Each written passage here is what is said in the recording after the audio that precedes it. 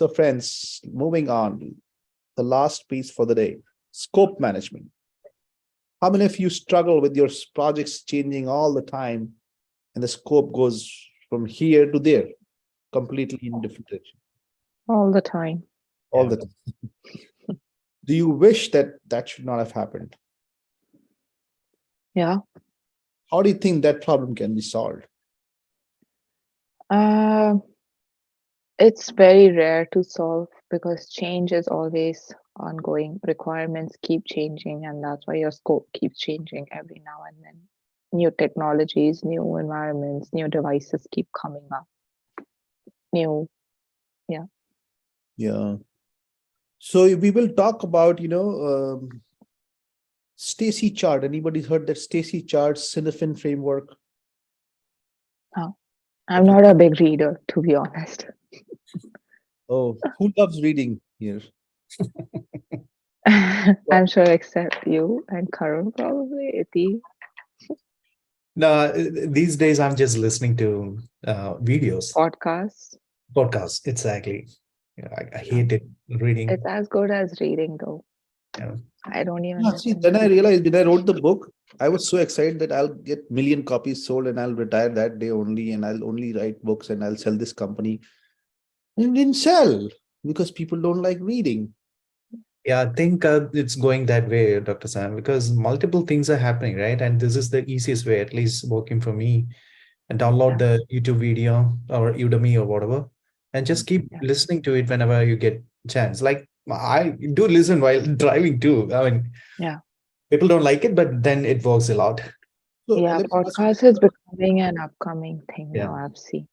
yeah. Do you think listening audio is a better option or video? Video.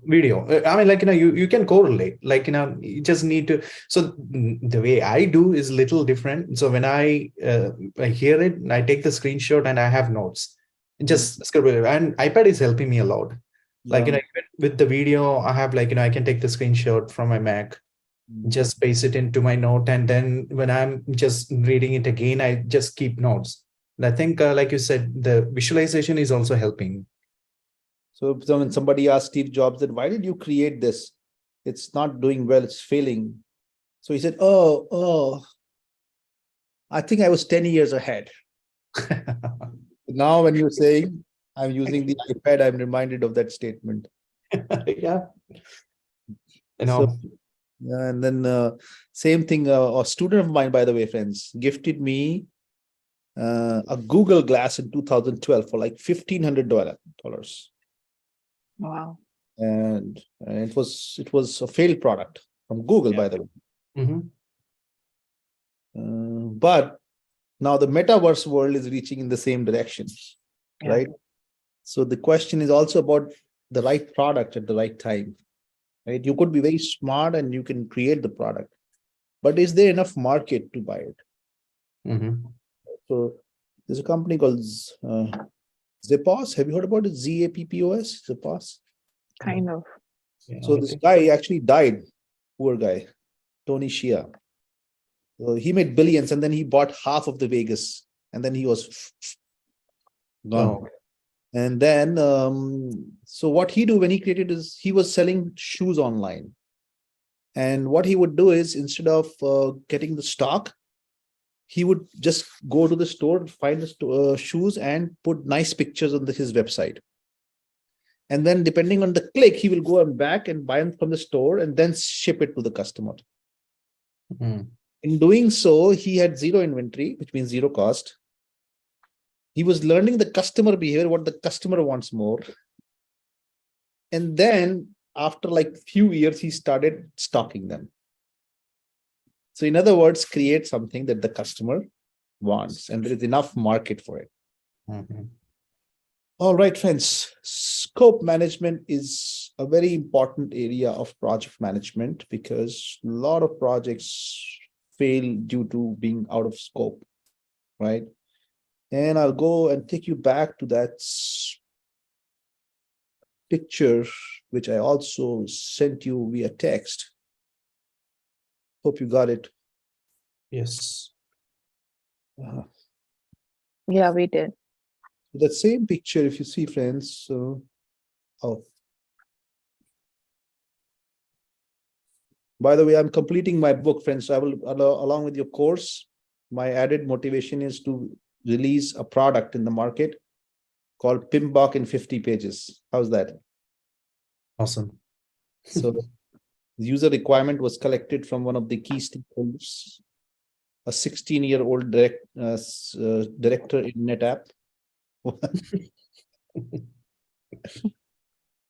So, scope management, friends. Now that the charter has been finalized, work has been approved, funding has been approved, the project manager makes the plans, right?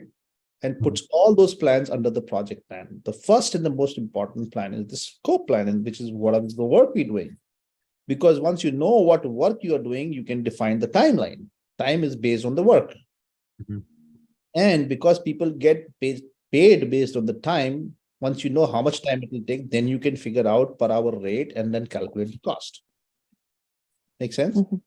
Triple constraint. So it is very important when the project manager starts his work in the integration management, he or she defines the scope of the project. Now here, the sponsor is away.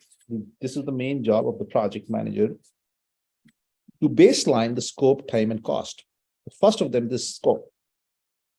Now, if you notice that all of these process events have one process on the top called plan scope management, plan schedule management, plan cost management, plan quality management, plan resource management, plan communication management, plan risk management, plan procurement management, plan stakeholder engagement, right? So there's a plan for every knowledge area, right?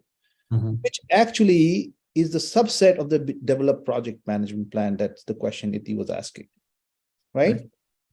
The same thing here. So the project manager will define here how I'm going to scope the project. What is my plan to get the requirements, collect the requirements, right? At a high level, everything about this knowledge area is here.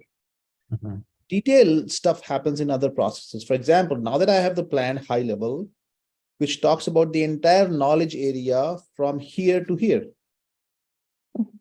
Here in this, I'm going to collect the requirements from different stakeholders and client or customer, whoever is there. And based on that, I will define a scope of the project. A scope statement will be prepared, which talks about the scope of the project. And then based on that, I will create a work breakdown structure of the task that has to be done by the team, right? Because unless we know this, we cannot define timeline and cost line, right? Once I've done this thing, my planning is complete. My scope has been baselined. And the team will start the work. Now, me as a project manager, I have to control it. Control for two things. Number one, I have to control the scope in the sense, whatever scope that was baselined here, scope baselining, we are not diverting from that. Right? We said we are making a car, we are making a car, we're not making a helicopter. Right? Let me put it this way. Mhm. So if we said we are making a phone, we are making a phone, we're not making an iPad, right? If we find out in the discovery phase that we need an iPad, then another project will take care of that. And that will be part of the program manager's job. So that is control scope control, so that we stay within the defined requirements and baseline scope. Validate scope is that, hey, I want to go and check if everything is as per the requirements of the customer, end user, right? UAT, user acceptance test. This is more from the product perspective, the feature perspective. Make sense? Mhm. So that is the idea here, friends. Now, having